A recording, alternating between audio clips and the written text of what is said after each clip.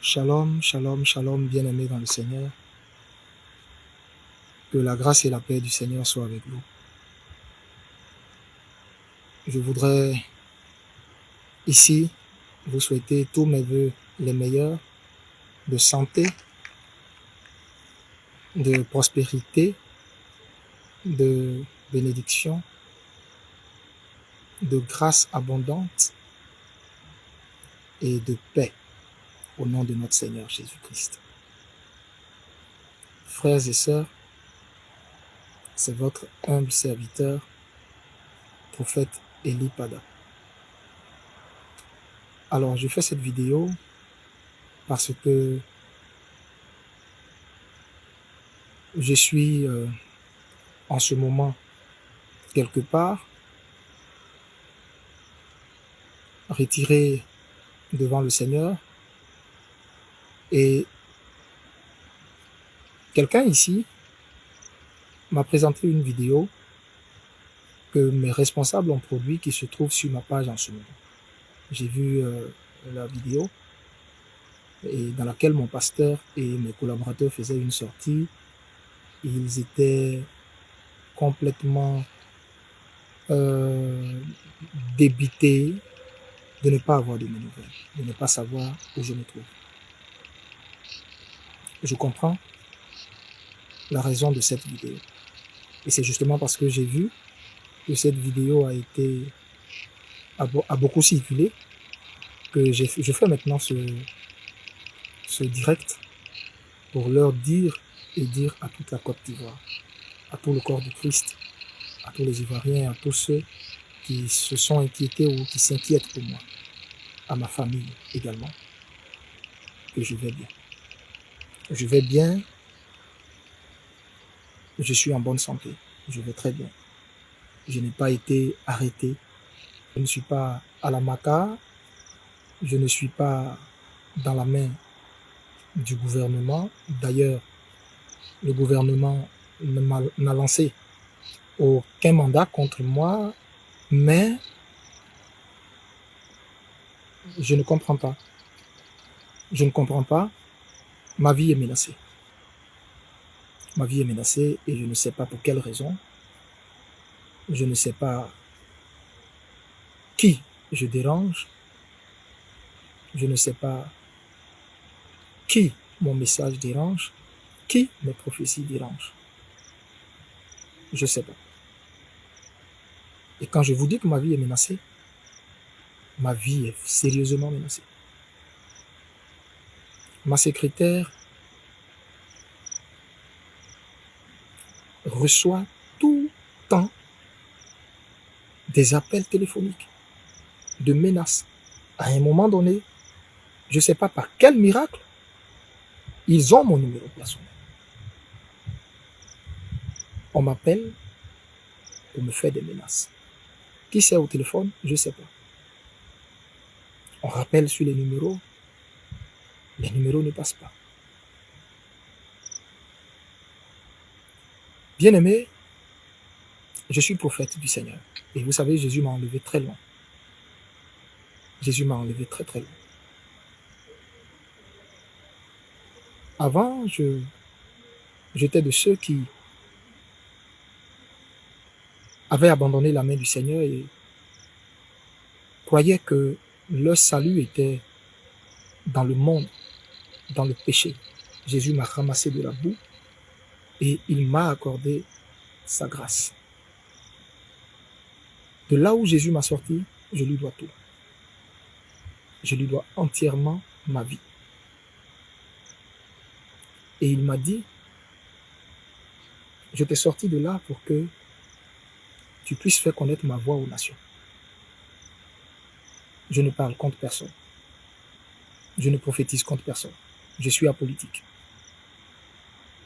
On ne m'a jamais vu avec un homme politique. On ne m'a jamais vu avec une organisation politique. Jamais.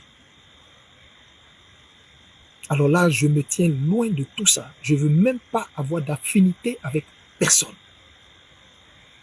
À cause du mandat divin qui est sur ma vie, de la mission qu'il m'a confiée. La mission que je détiens de lui. qui est de rendre son message sans compromission. Donc, ce qui fait que je ne suis affilié à aucun parti. Alors, je suis ivoirien. C'est vrai, je suis prophète, mais je suis ivoirien. Je suis père de famille, je suis marié, j'ai des enfants. J'ai une communauté. Et je ne sais pas quels sont ceux qui font ces menaces. Pourquoi ces menaces? Pourquoi ma vie est menacée? Vous n'avez pas idée du nombre de fois où j'ai dû quitter ma maison précipitamment pour me retrouver ailleurs. Avec une femme, à l'époque, enceinte. Je dis bien avec une femme enceinte. Et aujourd'hui, ça continue et ça va en s'empirant. Et je ne sais pas. Je ne sais pas. Je ne sais pas. Je viens à la veillée du 31. Vous savez, j'aime le Seigneur éperdument et profondément. Comme je vous ai dit, Jésus, c'est toute ma vie. À cause de l'histoire que j'ai avec lui et à cause d'où il m'a sorti. Frère, le 31, je devrais être à cette veillée. Dites-moi, quel pasteur qui va organiser une traversée, quitter le lieu où il fait initialement le culte, c'est-à-dire qui est dans l'enceinte du Sénepsi, que vous connaissez tous, qui est situé à Yopougon au Sable, au feu du premier pont. Quel pasteur qui va quitter initialement son lieu de culte, sa base, pour aller prendre un grand terrain? Quelle est cette personne qui va investir tant de moyens dans cette traversée? Qui va mettre plus de 5000 chaises et les gens vont venir de partout, depuis 5 heures du matin. Les malades vont venir de partout. Des vieilles femmes, des mamans d'un certain âge qui ont vu en Jésus-Christ leur guérison, qui vont se déplacer pour venir. Et l'homme de Dieu délibérément ne va pas venir à cette traversée. Je ne suis pas aussi cruel que ça. Je ne suis pas aussi cruel que ça. Dieu connaît mon amour pour son œuvre. Et je pense que certains parmi vous qui m'écoutent, qui me côtoient, qui côtoient la cité de Dieu, ou qui regardent ces yeux-là, peuvent témoigner de l'amour que j'ai pour Dieu, que je sais avec fougue, avec zèle. Donc je ne peux pas déplacer toutes ces personnes et puis ne pas délibérément venir. Je ne suis pas venu parce que ma vie était menacée. Oui, ce 31, ma vie était menacée. J'ai voulu forcer pour venir, même jusqu'à la dernière minute, jusqu'à ce que le Seigneur lui-même se révèle maintenant clairement à moi, à travers une vision pour me dire, voici. Des gens sont là et qui attendent de mettre la main sur toi. Qui sait, je ne sais pas. Je ne sais absolument pas du tout. C'est la mort dans l'âme. J'ai dit au Seigneur, mais qu'est-ce que je fais? Il m'a dit, ne te rends pas à cette veille. C'est la mort dans l'âme que j'ai dû me résoudre à ne pas venir à cette veille. Et c'est comme ça qu'il va me dire, n'entre en contact avec personne de ton staff. Je te dirai où tu dois aller. Tu resteras là et tu seras devant ma face jusqu'à ce que je te donne d'autres instructions. Tu seras devant moi. Tu te tiendras devant moi dans la prière jusqu'à ce que je te donne d'autres instructions. C'est la raison pour laquelle je ne suis pas venu à cette veillée et je n'ai contacté aucun de mes responsables. J'imagine probablement le désarroi, la détresse dans laquelle ils étaient. Je peux comprendre ça. Mais c'était indépendamment de ma volonté. Quelles étaient ces personnes, je ne sais pas.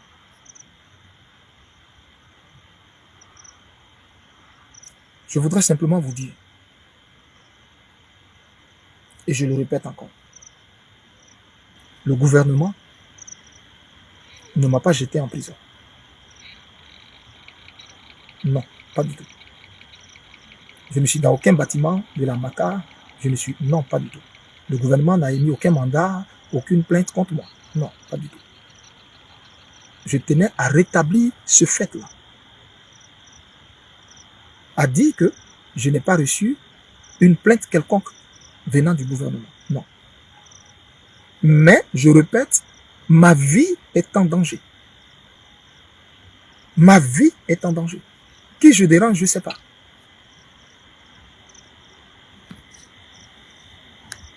Qui je dérange, je ne sais pas. Je voudrais dire à mes pasteurs, mes collaborateurs, à l'église La Cité de Dieu, à tous les Ivoiriens, à toutes les Ivoiriennes, à tous les hommes de Dieu qui, par solidarité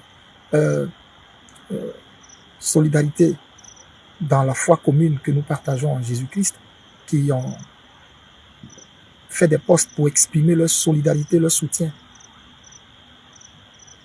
à leurs amis, leurs frères, leurs collègues que je suis, que Dieu vous le rende au centuple. Que Dieu vous bénisse au centuple, vous, vos familles et vos communautés. J'espère que Dieu me permettra de retrouver une vie normale. Je m'étais retiré à un moment donné, pendant près de 90 jours dans la présence du Seigneur.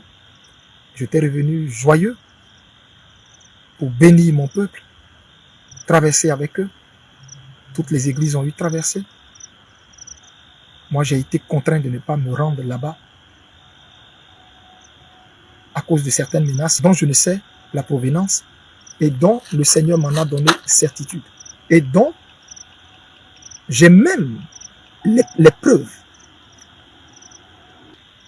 Je ne prophétise contre personne. Je ne prophétise contre personne. Je suis, je répète, prophète du Seigneur. Amos chapitre 3, verset 7. Dieu ne fait rien sans révéler son secret à ses serviteurs les prophètes. Malheureusement, je suis prophète. Ou heureusement, je suis prophète. Ce qui fait que si Dieu veut faire quelque chose sur la terre, évidemment, Dieu va venir révéler ce qu'il veut faire à ses prophètes. Soit en bien, soit en mal. Mais avant que Dieu ne fasse quoi que ce soit, Dieu va le révéler à ses prophètes. Est-ce à cause de cela que ma vie connaît toutes ces menaces? Je ne sais pas. Je ne sais pas. Mais je rends grâce à Dieu qui, dans sa bonté, me tient. Je rends grâce à Dieu qui, dans sa bonté, me garde. Alors, je ne voudrais pas que les gens s'alarment pour aller dans tous les sens et dire je suis détenu ici, je suis détenu là, voici ce que le gouvernement a fait, etc. et autres. Pas du tout. Il y a une réelle menace qui plane sur ma vie, qui plane sur moi. J'espère que Dieu permettra qu'on ait tous le fin mot de cette histoire. Je vais m'arrêter là. C'est la vidéo que mes responsables ont fait qui circule, qui m'a fait sortir pour rétablir les choses. Au moment opportun. Comme le Seigneur m'a dit, tu ne te rends pas à cette veillée. Va là où je vais t'indiquer. là, tu te tiendras devant moi, dans la prière. Tu resteras devant moi, dans la prière, jusqu'à ce que je t'instruise à nouveau, jusqu'à ce que je te parle à nouveau. Donc, quand il me permettra de refaire une sortie, probablement, je vous donnerai un peu plus ample détail sur tout ça. Que Dieu vous bénisse. Que Dieu bénisse la Côte d'Ivoire. Et que sa paix qui surpasse toute paix soit avec vous. Amen.